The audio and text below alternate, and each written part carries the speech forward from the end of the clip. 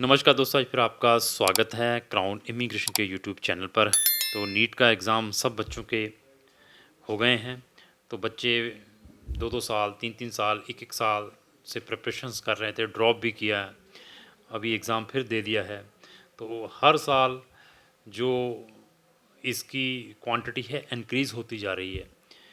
पहले पिछले साल 16 लाख समथिंग था, इस साल 18 लाख समथिंग 18 लाख 30 हज़ार एप्लीकेशंस आई हैं। आई थिंक 16 लाख बच्चा अपेड हुआ है। तो हर साल 1-1 2-2 लाख रुपया 2-2 लाख बच्चे इंक्रीज़ होते जा रहे हैं।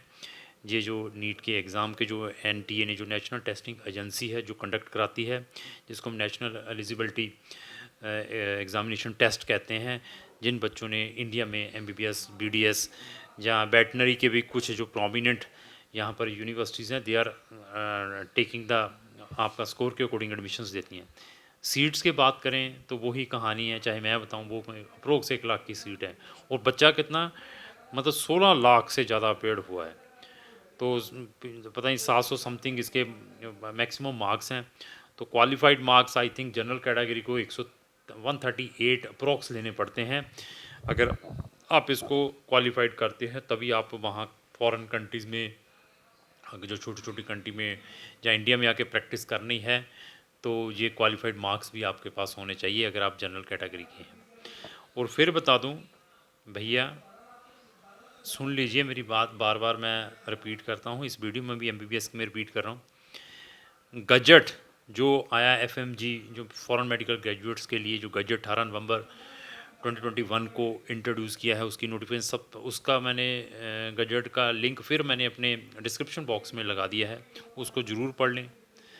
अपने पैसे बर्बाद मत करें, अपने भी अपना टाइम 5 से 6 साल का, और अपने जो हार्ड अर्निंग है बैंकों से लोन लेकर, जहाँ आपके फादर ने पूरी अपनी लाइफ की जो अर्निंग की होती है उसको ख़राब मत करें। उसके पीछे रीज़न है क्योंकि जो NMC national medical commission, they are very strict, उसको ज़रूर फॉलो करना है। नहीं फॉलो करेंगे तो उसमें सबसे ज़्यादा जो नुकसान है आपका होगा और किसी का नहीं होगा। गज़ट को राम से बाइलिंगुअल है, इंग्लिश है, हिंदी में है, उसके अकॉर्डिंग मैंने फिर बता दिया। उसके अकॉर्डिंग कोई भी बच्चा किसी भी फॉरेन कंट्री में एमबीबीएस करने के लिए एलिजिबल नहीं है। रिपीट कर दूं, नहीं है।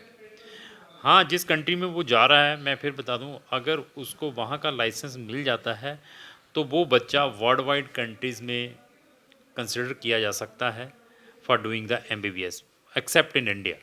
समझ गए ना, एक्सेप्ट इन इंडिया। अभी बच्चों के क्वेश्चंस आते हैं, सर वो यूनिवर्सिटी एनएमसी से अप्रूव्ड है, ये यूनिवर्सिटी एनएमसी से अप्रूव्ड है, शेंगन की बात करते हैं या व्हाट्सएवर कंट्री की बात करते हैं।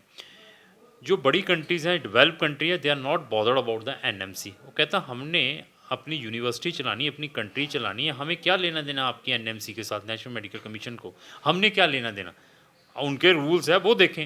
ये छोटी छोटी कंट्रीज़ हैं जिनकी डिपेंडेंसी इंडियन स्टूडेंट्स के ऊपर हैं, 90 से 95% इंडियन स्टूडेंट्स हैं, वो अपनी पॉलिसीज़ को देखें कैसे चेंज करना है, क्योंकि वो आने वाले टाइम में बंद हो जाएंगी।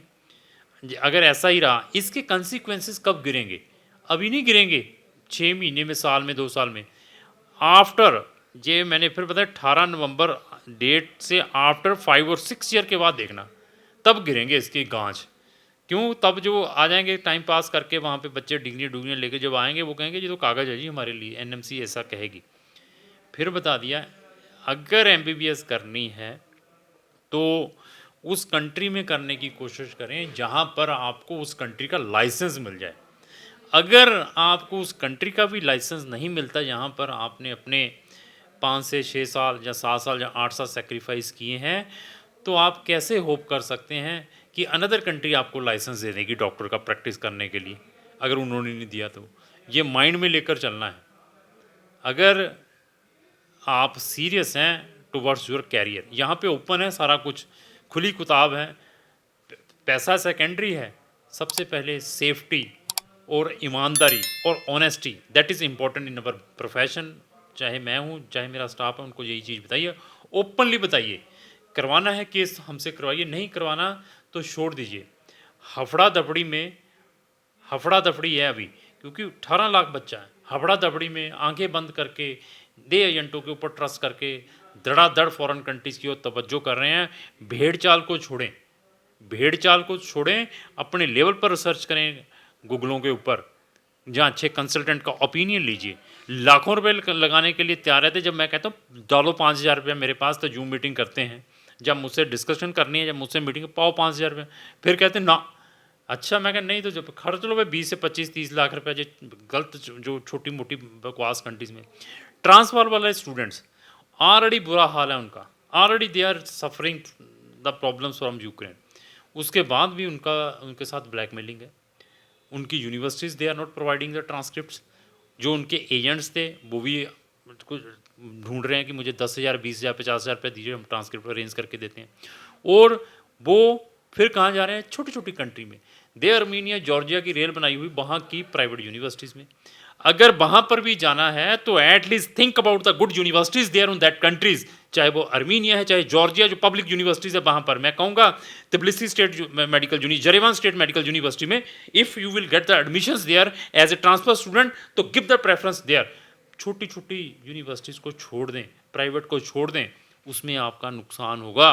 मैंने फिर बता दिया है, लोगों का इंटरेस्ट सिर्फ पैसा कमाना है, आप पे किसी का इंटरेस्ट नहीं है। लेकिन मैंने फिर बता दिया, हमारा इंटरेस्ट स्टूडेंट्स के ऊपर होता है कि जो मैंने बताया है वो मैं एटलीस्ट करके दूं। तो जाना है उन कंट्रीज़ में जाएं यहाँ पर लाइसेंस का प्रोविज़न हो, फर्स्ट थिंग। दूसरा, मैंने फिर बता दिया, अच्छी कंट्रीज़ में जाना है तो हमें एटलीस्ट 6 महीने से लेकर 12 महीने पहले कांटेक्ट करें अगर एम एमबीबीएस का है। अभी नीट कल ख़त्म हुआ है, अभी कहते कि अभी सर, क्योंकि साथ में ही उसकी आंसर की आ जाती है, पता चल गया कि मेरा तो भाई 100 नंबर ही आना है, मेरे 200 आने 250। अभी दे रश पे रश, दे मैसेज पे मैसेज, सर मेरा अभी रोमानिया में करा दिए, मेरा पोलैंड में, मेरा हंगरी में। अब मैं कैसे करा दूँ? उनके ऑलरेडी उनके ऑलरेडी जो एडमिशन्स डेट है क्लोज हो चुकी हैं। अभी पोलैंड में एक आधा ऑप्शन मिल सकता है, रोमानिया, बुल्गारिया या क्रोएशिया में 3-4 कंट्री में मिल सकता है।